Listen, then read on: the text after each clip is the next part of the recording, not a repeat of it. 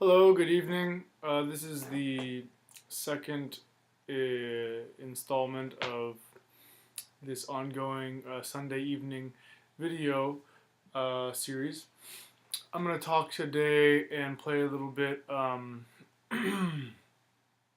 of something quite different from what you saw last week. Um, I'm going to talk about some of the common guitar chords as we know them today in this more in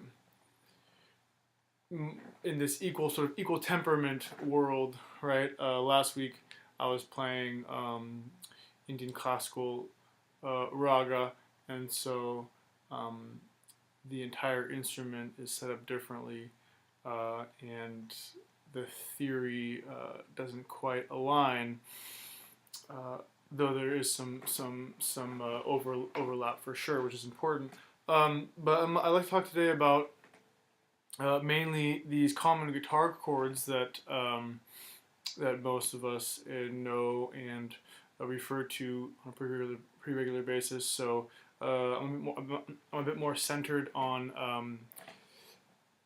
a a concept that would be probably more comfortable with musicians, but again, if this is something that's new to you, it will hopefully become clearer as well. So I'd like to talk about that, the chords, also about where they come from, right? So that's always important for me anyway.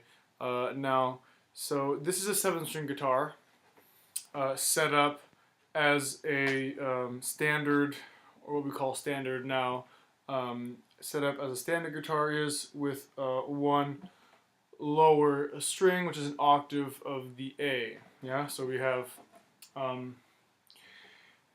E, A, D, G, B, E, and then of course down here, that's the A, right? Octave of there. So in this tuning and this fretting, we have some pretty basic chords. You might know it as the cage system: C major, A major, G major, E major, and D major. The origin of these chords is interesting.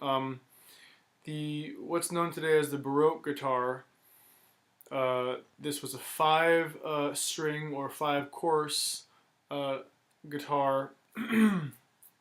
Was popular in Europe from about 1600 to about 1725, more or less. And one of the major systems of organizing music and composing music and improvising, etc., specifically for this instrument, was very similar to this caged system, right? Sort of these chord positions that we are able to move around. Of course, the idea behind the cage system really is that this C shape on the guitar can be moved up however you see fit. Same thing with the G, E, and D shapes. There are many more shapes, and these were all organized in a system for the Baroque guitar, commonly called the alfabeto. There was also a cifra española, which consisted of some fewer chords, I believe, than the Italian alfabeto did. But anyhow, there were a few different systems at work, containing major and minor triads, as well as some additional harmonies. That's kind of a topic for another discussion. But the point here is that this music, or this system of chords originated with music for the Baroque guitar. Really, or if not, sort of found its first incarnation with that instrument and that time period, then at least came to a pretty full flowering at that time. So now let's talk a bit about the theory behind these CAGED chords, caged chords. Unlike the chords for the Baroque guitar, the caged system chords have the root as in the bass, the lowest note. The root's in the bass. So that means that with a C chord, we have C as the lowest note here. And this is important, only 4 strings sounding above that bass.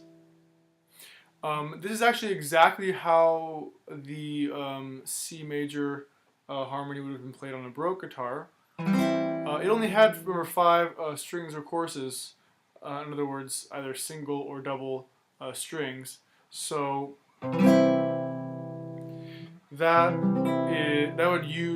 this chord would use all 5 strings, and as would all of the others. The sort of definition of these chords is that they lay across all five strings. Now this is important also. Hopefully this is important to somebody at least. But on the modern guitar, sort of this Segovian classical guitar, or even folk guitars. I'm talking of seal string guitars, Martin, Taylor, these sorts of guitars.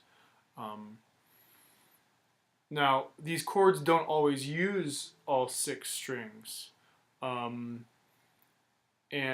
so what we get is this sort of extra string, which arguably impedes some of the kind of free, real kind of almost violent strumming, right? I mean, it's more difficult to do that when you're worrying about strumming only 5 strings. It's doable.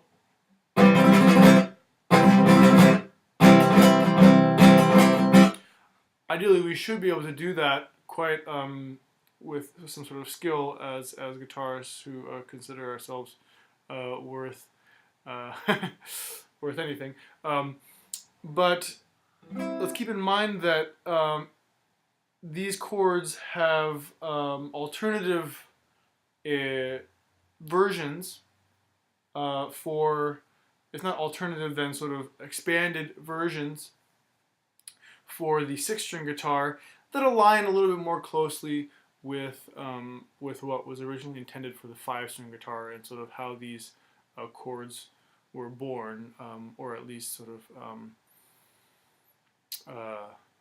brought to again that kind of common parlance, sort of that common language. So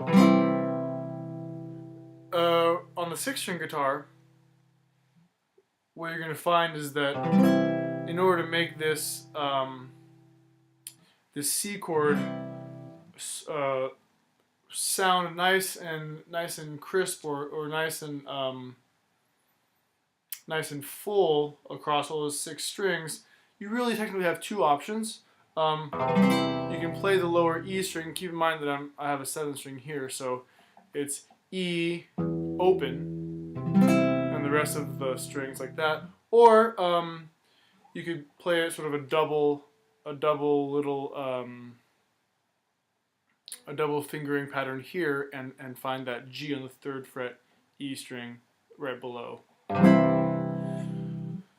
Notice what this does theoretically and harmonically. It disrupts some of the stability that the root in the bass will offer. Yeah. So this is a good reminder that that the guitar, the chords that we see for the guitar, at times were not originally all root position chords, right? Those chords that we see for the Baroque guitar weren't technically root position chords, and this was as is pretty common knowledge in this field. This was some reason for disagreement among people interested in the theory of this instrument. Nicolas Doisy de Velasco published an important treatise, didactic work on the guitar, and he made mention of this perfect fourth that can happen, similar to this idea of putting a G in the bass of a C chord. Well, that's not going to work as a stable chord. Some people say there's something to be something lacking in that this G simply doesn't give as firm a foundation or a stable foundation as the C would give. A, I'll just go in order: C, A, G, E, D. A actually looks, at least, so I'm talking specifically about the Spanish style of the Baroque guitar, which would typically have low A and D strings, not the more Italian version of the guitar, which would have a generally a higher register, higher sort of voice, right? There isn't as much of this booming bordons, as they're called. So A curiously actually looks the exact same in its 5-string version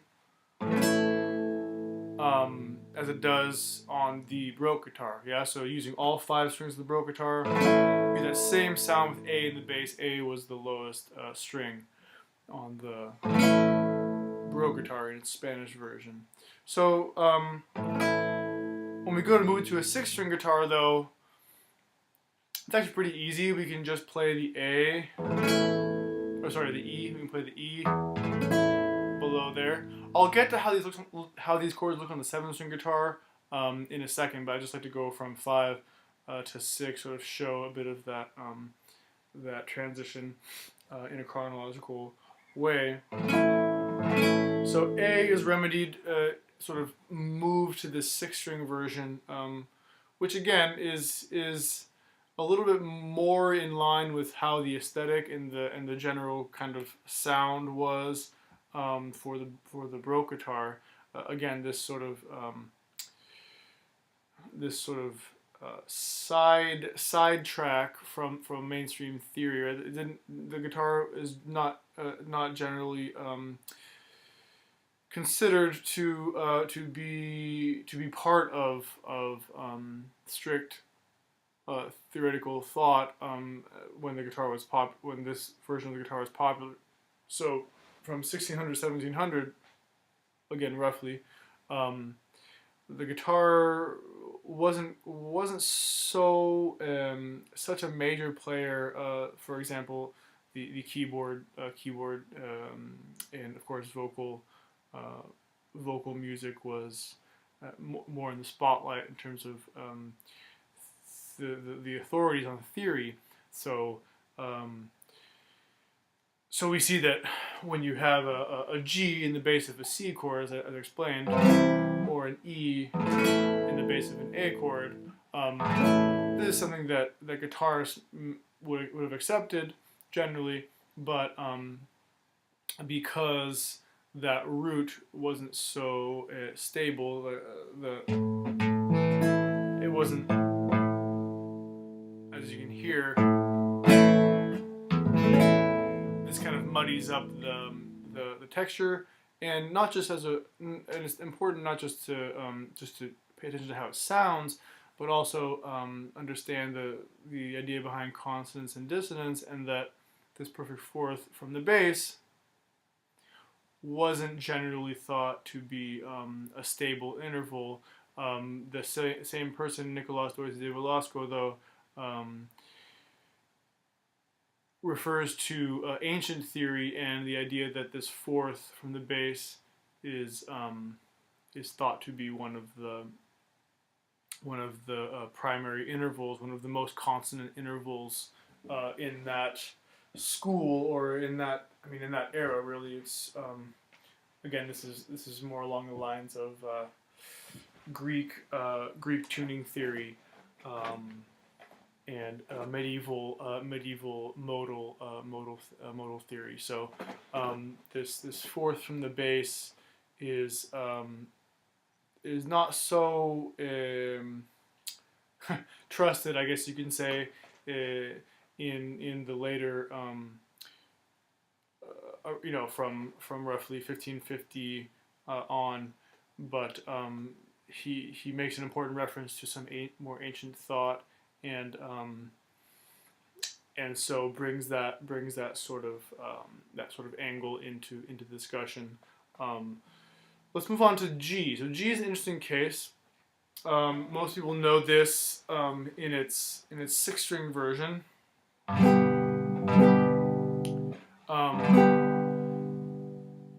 On the Baroque guitar, the bass note would have been the third of the chord, B.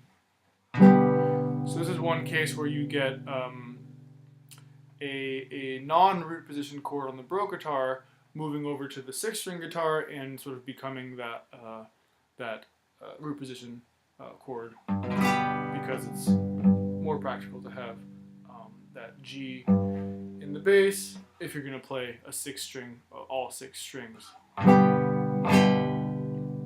C, A, G, E.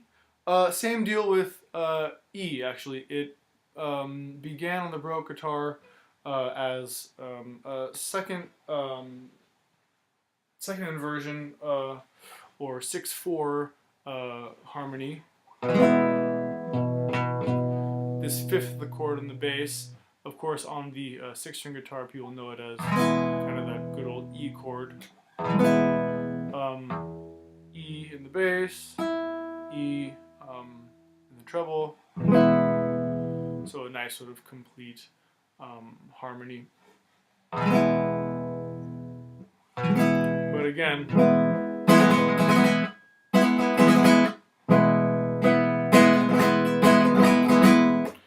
it would have been B in the bass on a Baroque guitar. So again, causing some problems for theorists who follow that a perfect fourth in the bass isn't exactly always desirable, at least not for a chord that is supposed to be a point of repose or a cadence of some sort. How can we justify? The question would be, how can we justify this fifth in the bass? How can that serve to stabilize the harmony? So C, A, G, E, D. This one's interesting. On the Baroque guitar, it would have had a fifth in the bass from A up to D, G, B. I'm saying string names, not note names, but A up to D, G, B, and E, or note names A, D, F sharp. On the six-string guitar, it's generally played with the D in the bass, so it actually becomes a bit thinner compared to how it would be on the Baroque guitar. That D is a higher note than this A. One of the kind of weakest open chords, in my opinion. If you play on a sixth string in this position, you can fit that F sharp into the bass, changing it into a first inversion triad. So that is one way to kind of reproduce or imitate some of the freedom to sort of strum away, at all six strings. Again, this being the intention of the Baroque guitarists who found that as they use all these five strings for their chords, really got some of that nice sort of raucous strumming as accompaniment to a lot of their passionate songs. Bit of a side note. There seems to be some good research on the connection between Baroque guitar music and flamenco guitar. So something to be looked into more there. I haven't read up on it very much. I've looked into it just briefly, but there seems to be a pretty noteworthy sort of connection. There's an article, I forget by whom, but it has been touched upon in the academic world. So those are the 5 C, A, G, E, D chords. There are more. Some of the minor chords will have this same sort of phenomenon where you can find 6-string versions that are comfortable for your left hand, like D minor, for example. Just move those F sharps down to F naturals.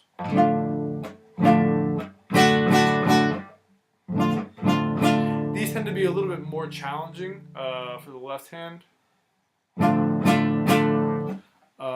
A minor also works. Let's see. G minor is here. That's a shape not many people sort of have on their radar. I think I don't really hear that very often. C minor is kind of a lost cause on the 6th string. It's difficult to find all of that. On the Baroque guitar, it was, I believe, like this. Sorry, that's not right. It was like this. I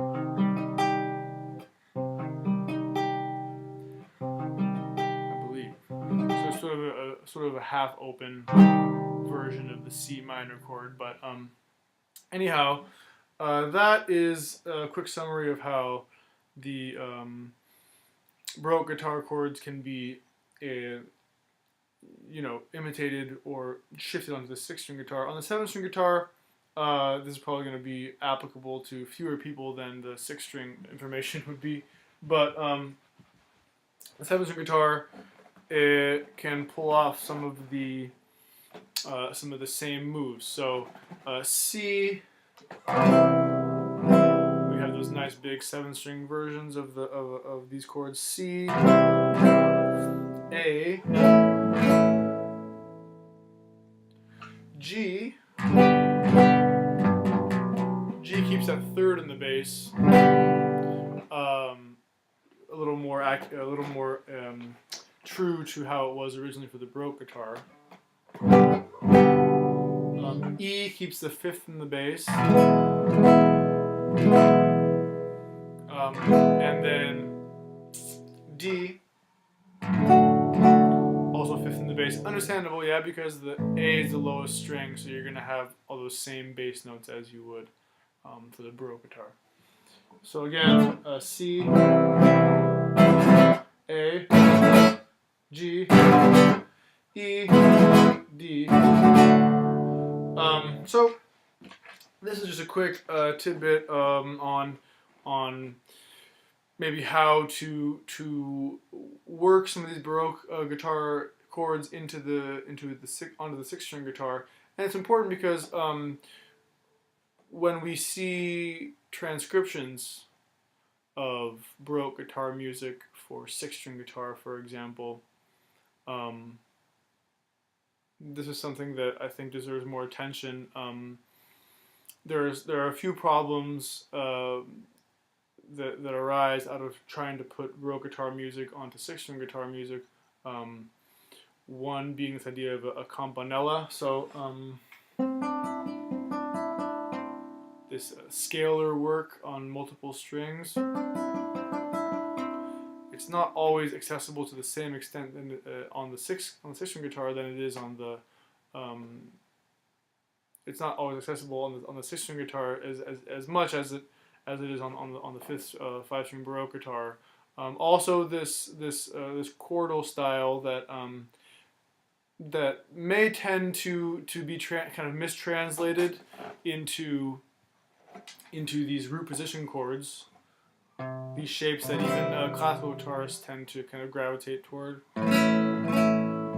A, G,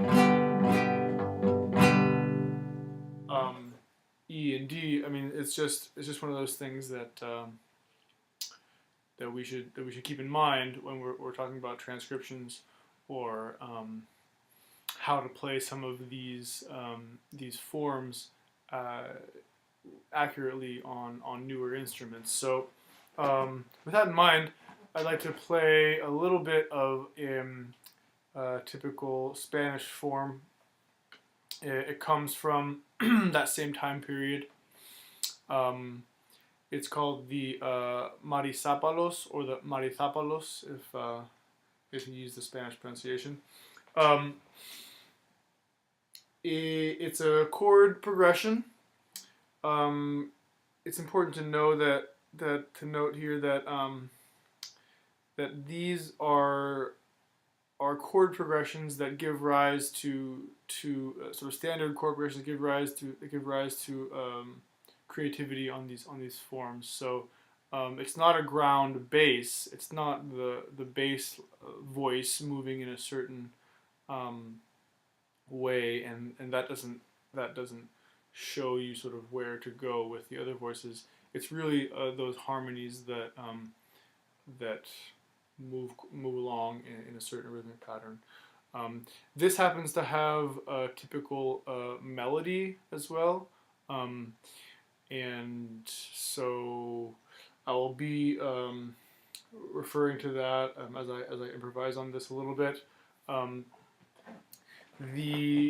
Apparently the origin of this is from a dramatic work. A lot of this music was employed in the theater. It seems from the New Grove Oxford Dictionary of Music. Craig H. Russell is known as a specialist in this field, and he actually wrote the article. All research seems to point to a particular play having sort of premiered this music, and it started there and remained a mainstay of the Spanish guitar repertory for years to come. So again, there's this typical chord progression, a typical melody, and surely sort of a standard theme of poetry. So let's not forget that this is a very lively poetic tradition as well. I'm just going to illustrate a bit of how these chords would sound in action. Again, there's a bit less of that traditionally sort of root sound. So when you hear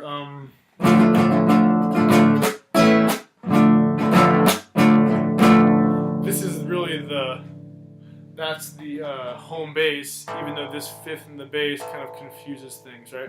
This is your tonic chord, if we're talking tonal theory.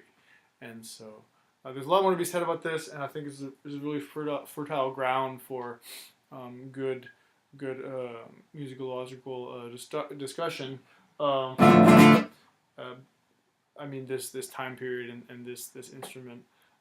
So I think there's a lot to be said about this. I'd like to just kind of illustrate some of the modern applications of this older style. So again, I mean, bear in mind that you're hearing this on a 7-string guitar, single strings, no double string courses, and so, but there are ways to translate this, I think, a little more accurately than people have maybe generally, at least, thought of in recent times. Anyhow, so hope you enjoyed a bit of the historical discussion, and I'll play a few minutes of improvisations on the Marizapalos.